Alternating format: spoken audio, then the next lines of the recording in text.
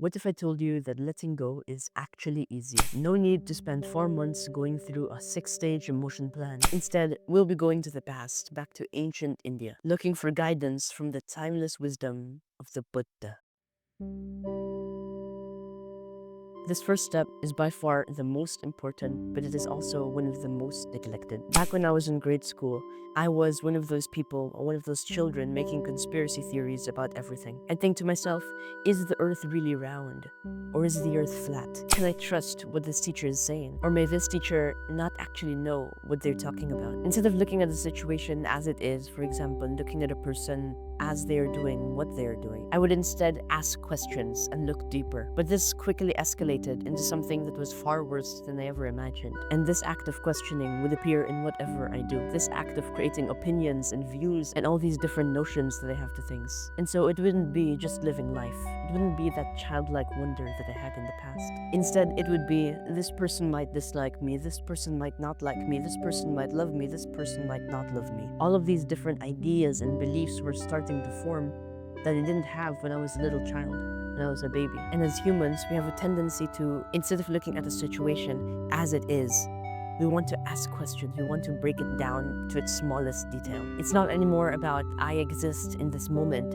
It's about why do I exist in this moment? But as you can see, this constant asking of questions in our modern society, it has produced us constant complicated thinking, constant worry that we don't even want in the first place. The truth of life wasn't asking questions, or it wasn't complicated thinking. The truth of life is by living, is by just experiencing what it is, what is right now, what is present in this moment. And that truth of life is free from all the stories and ideas and beliefs and opinions and views that I create in my mind. That's why the first step that I took to letting go, to breaking free from the clinging of life, was to penetrate through all of my complicated thinking. Because if I could break away from all the stories that I create in my head, then surely it would be so much easier to let go, because I wouldn't have anything to cling on to. In his YouTube video, Mentoring Young Men, Buddhist monk Bhante Warapanyo tells a wonderful story. A monk is sitting in meditation with another monk when he sees a UFO in the sky. And he says to the other monk, I saw a UFO. And the monk says to him, nice, you saw a UFO. Now go back to your in and out breathing. And just like the monk, instead of making the moments of our day-to-day lives all about complicated thinking, all about creating stories about whether this person likes us, whether this person pays our bill, whether we get promoted or whether we not get promoted, we can learn how to go back to this moment. And this moment is without any labels. This moment is just, that's all life really is. So I invite you watching this video right now, I want you to experience the mortality of this body, the mortality of everything around us, the impermanence of everything, and just savor life as it is, moment by moment, without thinking, without much notions and ideas about what life may be, just experiencing deeply whatever life wants to offer to us, whether it be suffering, whether it be agony, or whether it be the blissful experience, because that's how we truly let go. And so let go. Drop all complicated thinking and just breathe in this moment.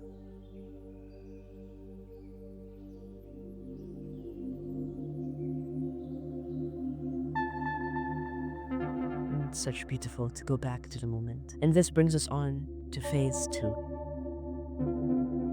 It's Sam's birthday party, and his mom invited the puppet master to have a show for the children. The puppet master takes out his bag, zips it open, and there the puppet lies in all of its beauty. You are the puppet, and you've gained conscience. Now you're like, there's a puppet master, and I'm in a children's birthday party. And you try to pull the strings, you try to manipulate yourself, you try to control what is, but you can't, because the puppet master has you in control. You're completely powerless. And the truth of reality is, we are puppets in this world. All of us are powerless. And trying to pull the strings won't work. Everything that I am now is only here because of all these interdependent causes and conditions that come up. The sun, the moon. Without the sun and moon, I wouldn't be here. What you call me is just a series of causes and conditions that predate and back to the beginning of the universe. Dinosaurs, people, Adam and Eve, whatever you believe in, grass, planets, stars, constellations, they all form in this system, this ever-changing, this long winding system to create the you, to create the me, that is right here and right now. And I cannot control myself because what arose before in my mind was what I am doing now. Only when I say the word before this do I figure out the word I will say next. I can't control myself because what I am in this moment is only a product of what I was before and a product of everything around me. But wait, hold on, pause for a moment. Antonio, are you saying that I don't have free will? Are you saying that humans are simply slave to whatever life chooses to throw at them? That would be a depressing life. If that was the case, Antonio, then I'd just be a leaf in the wind. I'd just go homeless. Life will take me by its reins and I will have no control over myself. I will become uncontrollable. Life will be depressing for me. Well, this is where the monk in the previous story might say, stop for a moment. You don't understand. If free will does exist, nice. If free will does not exist, nice. Now let's return to our in and out breathing.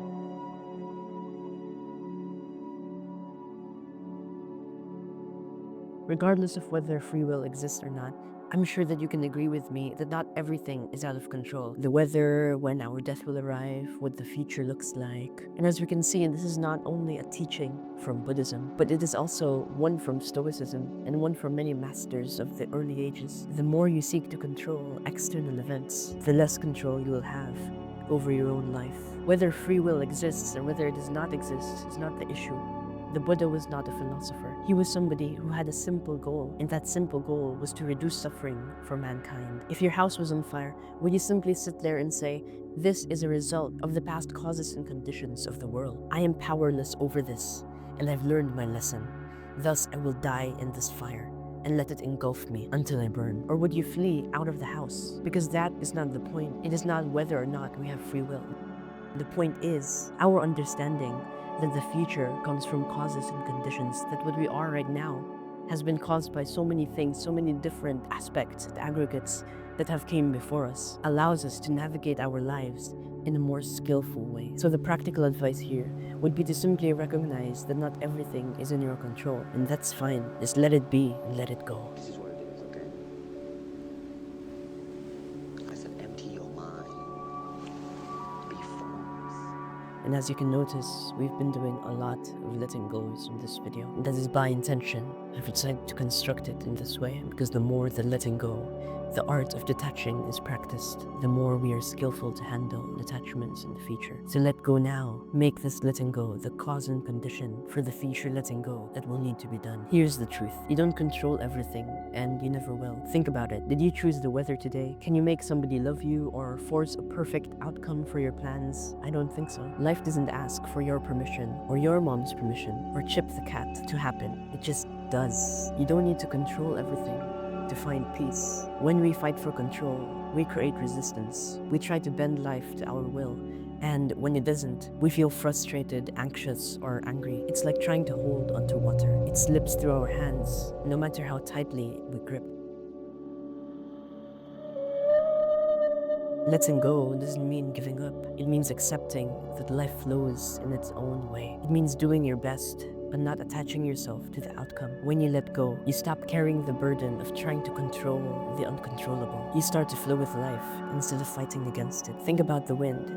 You can't control the direction, but you can adjust your sails. So dear friend, letting go is easy, actually. Please remember the story of the monk and the analogy of the puppet in your daily lives. And if you're interested in some of my other videos breaking down the Buddha's teachings, click on this video. As always, live in the now, because tomorrow may never come.